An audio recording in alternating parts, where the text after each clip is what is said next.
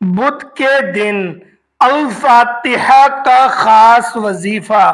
خدا کی قسم 1 گھنٹے کے اندر اندر آپ کی حاجات ضرور پوری ہو جائے گی۔ یقین نہیں آتا تو آزما لو۔ بسم اللہ الرحمن الرحیم۔ محترم ناظرین، بدھ کے دن کا یہ بہت ہی خاص وظیفہ ہے۔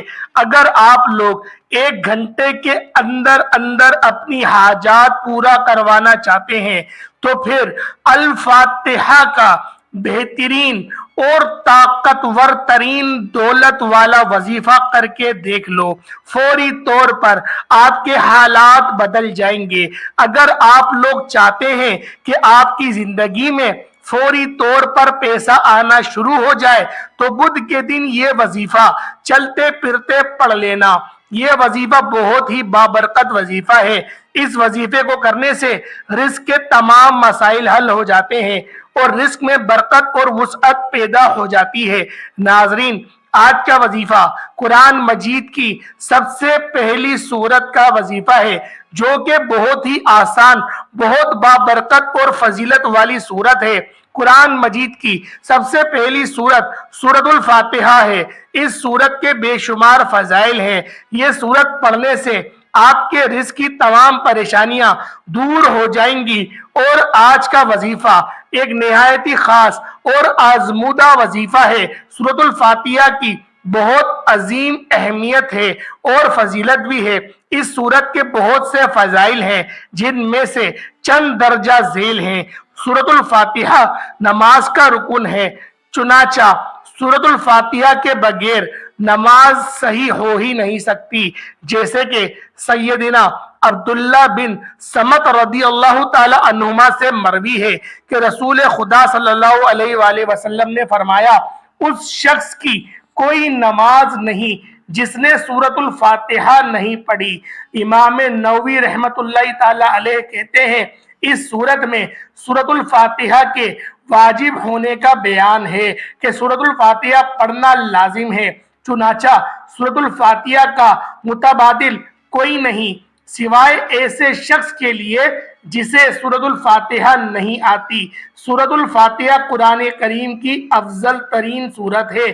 چنانچہ امام ترمذی رحمت اللہ تعالی علیہ نے ایک حدیث نقل کی 2875 نمبر کے تحت اور روایت ذکر کی ہے اور اسے صحیح بھی قرار دیا کہ سیدنا ابو ہریرہ رضی اللہ تعالی عنہما کہتے ہیں کہ رسول خدا صلی اللہ علیہ وآلہ وسلم نے ابی بن کعب رضی اللہ تعالی عنہما سے فرمایا، کیا آپ یہ پسند کرتے ہیں کہ میں آپ کو ایسی عظیم سورت سکھاؤں کہ اس جیسی سورت تو نہ تو تورات، نہ انجیل اور نہ زبور سمیت قرآن مجید میں بھی کوئی اس کے متبادل نازل نہیں ہوئی؟ تو ابی بن کعب نے کہا، جی اللہ کے رسول، مجھے ضرور سکھائیں۔ تو آپ صلی اللہ علیہ وآلہ وسلم نے فرمایا، تم نماز میں کیسے قرات کرتے ہو؟ ابو ہریرہ کہنے لگے کہ ابی بن کعب نے سورۃ الفاتحہ کی تلاوت شروع کی۔ اس پر رسول اللہ صلی اللہ علیہ وآلہ وسلم نے فرمایا، قسم ہے اس ذات کی جس کے قبضے قدرت میں میری جان ہے، تورات، انجیل، زبور اور قرآن میں اس جیسی سورت نازل نہیں ہوئی۔ سورۃ الفاتحہ کی 7 آیات سب سے زیادہ پڑھی جانے والی آیات ہیں۔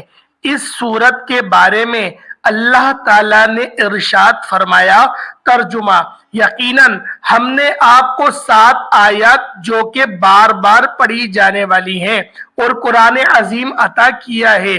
اس آیت کی تفسیر میں صحیح بخاری میں ابو سعید بن معلہ رضی اللہ تعالیٰ عنہما کہتے ہیں، رسول خدا صلی اللہ علیہ وآلہ وسلم نے مجھ سے فرمایا، مسجد سے نکلنے سے پہلے پہلے تمہیں قرآن کریم کی عظیم ترین سورت ضرور سکھلاؤں گا۔ پھر آپ صلی اللہ علیہ وآلہ وسلم نے میرا ہاتھ پکڑ لیا۔ پھر جب مسجد سے نکلنے کا ارادہ فرمایا تو میں نے عرض کیا، اللہ کے رسول، کیا آپ نے نہیں فرمایا تھا کہ میں تمہارے مسجد سے نکلنے سے پہلے پہلے قرآن کریم کی عظیم ترین سورت ضرور سکھلاؤں گا؟ تو آپ صلی اللہ علیہ وآلہ وسلم نے فرمایا وہ عظیم سورت الحمدللہ رب العالمین ہے، اور یہی سورت سبع المثانی بھی ہے، اور مجھے دیا گیا قرآن عظیم بھی ہے۔ جیسا کہ بن قیم رحمت اللہ تعالی علیہ کہتے ہیں، سورۃ الفاتحہ میں قلبی شفا بڑے ہی کامل انداز میں موجود ہے، کیونکہ قلبی بیماریوں کا دار و مدار دو بنیادوں پر ہوتا ہے، ایک علم فساد، دوسرا ارادہ فساد ہو۔ ان دونوں بنیادوں پر دو مہلک نتیجے برآمد ہوتے ہیں، گمراہی اور غضب۔ چنانچہ گمراہی فاسد علم کا نتیجہ ہوتے ہیں، جبکہ غضب فساد ارادے کا نتیجہ ہوتا ہے، اور یہی دونوں بیماریاں تمام قلبی بیماریوں کا نچوڑ ہے۔ اب صراط مستقیم کا مل جانا گمراہی کی بیماری سے شفا ہے۔ یہی وجہ ہے کہ اللہ تعالیٰ سے ہدایت مانگنا ہر بندے پر سب سے بڑا فریضہ ہے۔ یہ فریضہ اللہ تعالیٰ نے ہر دن اور رات کی سب نمازوں میں فرض قرار دیا ہے، کیونکہ انسان کو ہدایت کی ہر معاملے میں بہت زیادہ ضرورت ہوتی ہے۔ نیز یہ ایسی دعا ہے کہ اس دعا کا کوئی اور متبادل بھی نہیں ہے۔ نیز آیت کریمہ ایاک نعبد و ایاک نستعین کو علمی، عملی اور ماحول اور معرفت ہر اعتبار سے علمی جامہ پہنانے سے قلبی اور ارادی خرابیوں سے نجات ملتی ہے۔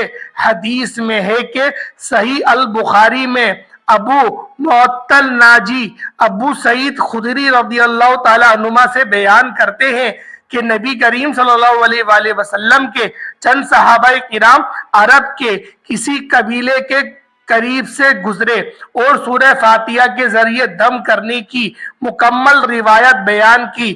پھر کہا اس حدیث میں آیا ہے کہ بچھو کے کاٹے ہوئے مریض کو سورۃ الفاتحہ سے شفا ملی اور دوا کی ضرورت ہی نہ رہی، بلکہ سورۃ الفاتحہ کا اثر وہاں بھی ہوا جہاں کوئی دوا اثر نہیں کر رہی تھی۔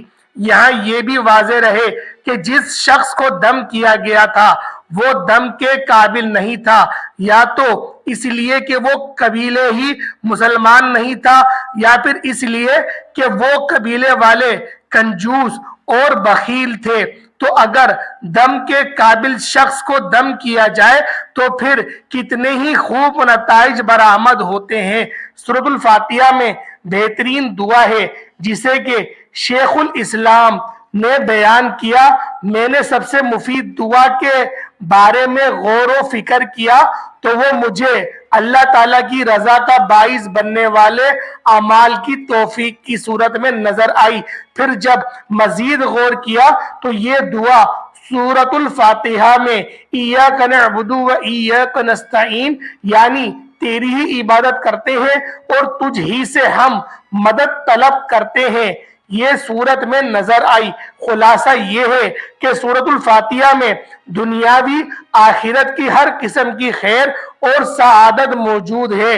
حضرت شیخ عبد القادر جیلانی فرماتے ہیں کہ اگر لفظ اللہ زبان سے اس حال میں ادا کیا جائے کہ دل میں اللہ تعالیٰ کے علاوہ کچھ نہ ہو، تب لفظ اللہ اسم اعظم ہے۔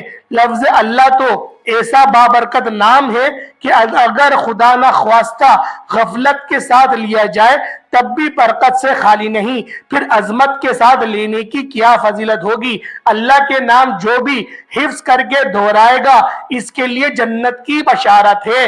اللہ تعالی ہمیں ان ناموں کو یاد کرنے، سمجھنے اور ان پر ایمان لانے کی توفیق عطا فرمائے۔ اس کا مطلب یہ ہے کہ اللہ تعالی اعمال و اذکار کو پسند کرتا ہے، اور اس سے مراد یہ ہے کہ اللہ تعالی تمام اعمال میں سے عمل کو پسند کرتا ہے جس کی وجہ اللہ تعالیٰ کو پکار کر اس سے مدد طلب کی جائے۔ ناظرین، آج تک آپ کو جتنے بھی وظائف بتائے جاتے ہیں آپ نے نوٹ کیا ہوگا کہ ان میں آپ کو وظیفے کی تعداد اتنی بتائی جاتی ہے، یعنی 3، 7، 21 वगैरह यही आदात होती हैं जिनमें वजीफा पढ़ने की फजीलत ज्यादा होती है। बिलाशुबा अल्लाह की इबादत और मार्फत का जज्बा इंसानी फितरत और तबीयत का खासा है। यही वजह है कि इस दुनिया भर के इंसान अपने खालिक और मालिक से मांगते हैं और यही सबसे बेहतरीन वसीला है। अल्लाह ताला का फरमान मुबारक है, अल्लाह ताला के सिर्फ 99 नाम ही नहीं बल्कि जो इन नामों को याद करने, समझने और इन पर ईमान लाने की कोशिश करेगा तो इसके लिए जन्नत वाजिब है। हर चीज के लिए एक तारुफी अलामत है जिसकी अहमियत फितरी भी है और माशरती भी है। नामों की अहमियत व इफादत से किसी मजहब व मिल्लत को इनकार नहीं। मुख्तसर तरीन खुलासा ये है कि अल्लाह ताला का जिक्र इन्हीं अस्मा हुस्ना में से किसी इस्म मुबारक के साथ करना चाहिए। अल्लाह ही के लिए अच्छे अच्छे नाम हैं, माँ सिवाय उन नामों से पुकारो और ऐसे लोगों को छोड़ दो जो इसके नामों में हक से इनहिराफ करते हैं। अन करीब इन्हें इन अमाल का बदला भी दिया जाएगा। दोस्तों, ये वजीफा इतना आसान है कि आपको इस वजीफे के लिए घंटों नहीं बैठना, मिनटों के लिए भी नहीं बैठना, इंशाअल्लाह सेकंडों के अंदर ये वजीफा आपका हो जाएगा। आप ये वजीफा पढ़ लेना, जिंदगी भर झोलियां उठा उठा कर मुझे दुआएं दोगे। नाज़रीन, आज को आपको जो मैं वजीफा बताने जा रहा हूँ बड़ी ही मुजर्रब और बड़ी ही बात कमाल तस्बीह है जिसे करने से आपके रिस्क और मालो दौलत के तमाम असबाब हल हो जाएंगे। आप लोग जल्दी मायूस हो जाते हो, बिल्कुल मायूस मत होना। बुध के दिन चलते फिरते ये छोटा सा वजीफा पढ़ लेना अपनी तमाम हाजात के लिए, परेशानी के लिए। अगर आप कर्जों में डूब चुके हो तो कर्जों को फौरन अदा करने के लिए आप लोग चलते फिरते किसी भी वक्त बुध वाले दिन इस वजीफे को पढ़ लेना। सारी जिंदगी झोलियां उठा उठा कर दुआएं दोगे। मेरे दोस्तों, भाइयों और बहनों, अब चलते हैं वजीफे की तरफ। वजीफा आप लोगों ने करना किस तरीके से है, इंशाअल्लाह ये वजीफा करने के बाद आपकी तमाम दुख दर्द, तकलीफ और मुफलिसी, मोहताजी सब दूर हो जाएगी। पहले ताऊज़ और तस्मिया पढ़ेंगे। अऊज़ु बिल्लाहि मिनश शैतानिर रजीम, बिस्मिल्लाहिर रहमानिर रहीम। ये एक बार हुआ। इस तरीके से दोबारा पढ़ेंगे, फिर तिबारा पढ़ेंगे। 3 बार आप लोगों ने पढ़ना है। उसके बाद आप लोग दुरूद इब्राहिमी पढ़ेंगे, एक बार हुसूल बरकत के लिए और सवाब की नियत से मेरे साथ भी पढ़ लें। अल्लाहुम्मा सल्लि अला मुहम्मद व अला आलि मुहम्मदिन कमा सल्लैता अला इब्राहीम व अला आलि इब्राहीम इन्नका हमीदुम मजीद। अल्लाहुम्मा बारिक अला मुहम्मद व अला आलि मुहम्मदिन कमा बारकता अला इब्राहीम व अला आलि इब्राहीम इन्नका हमीदुम मजीद। दोस्तों, भाइयों और बहनों, जब आप लोग दुरूद इब्राहिमी पढ़ लें उसके बाद आप लोगों ने बिस्मिल्लाहिर्रहमानिर्रहीम, बिस्मिल्लाहिर्रहमानिर्रहीम, बिस्मिल्लाहिर्रहमानिर्रहीम 3 बार आप लोगों ने बिस्मिल्लाह शरीफ पढ़नी है। दोस्तों, भाइयों और बहनों, एक बार ज़हन में रखें कि आपने दुरूद इब्राहिमी को 3 बार, 5 बार, 7 बार या 11 बार जितनी आपकी ताकत हो उसके मुताबिक आप लोगों ने पढ़ लेना है। बिस्मिल्लाह शरीफ 3 बार पढ़ ली। उसके बाद आप लोग सूरतुल फातिहा को मुकम्मल पढ़ेंगे आमीन के साथ। जब आप लोग सूरतुल फातिहा को मुकम्मल आप लोग पढ़ लें और एंड में आप लोगों ने आमीन भी कहना है, तो लिहाजा एक बार इसका तर्जुमा भी मुलाहिजा कर ले सूरतुल फातिहा का। सब तारीफें अल्लाह के लिए हैं जो तमाम जहानों का पालने वाला है, बड़ा ही मेहरबान, निहायत रहम करने वाला है, जज़ा के दिन का मालिक है। हम अल्लाह तेरी ही इबादत करते हैं और तुझ ही से मदद मांगते हैं। हमें सीधे रास्ते पर चला, उन रास्तों पर चला जिन पर तूने इनामात करी है, और उन रास्तों से बचा जिस पर तू गजबनाक हुआ और वो गुमराह हो गए। सूरतुल फातिहा सिर्फ 7 आयतों पर मुश्तमिल है, जिनमें से पहली 3 आयत में अल्लाह ताला की हम्दो सना है और आखिरी की 3 में इंसान की तरफ से दुआ और दरखास्त का मजमून है जो रब्बुल इज्जत ने अपनी रहमत से खुद ही इंसान को सिखाया है। और दरमियानी एक आयत में दोनों चीजें मुश्तरिक हैं, कुछ हम्दो सना का पहलू है, कुछ दुआ और दरखास्त का।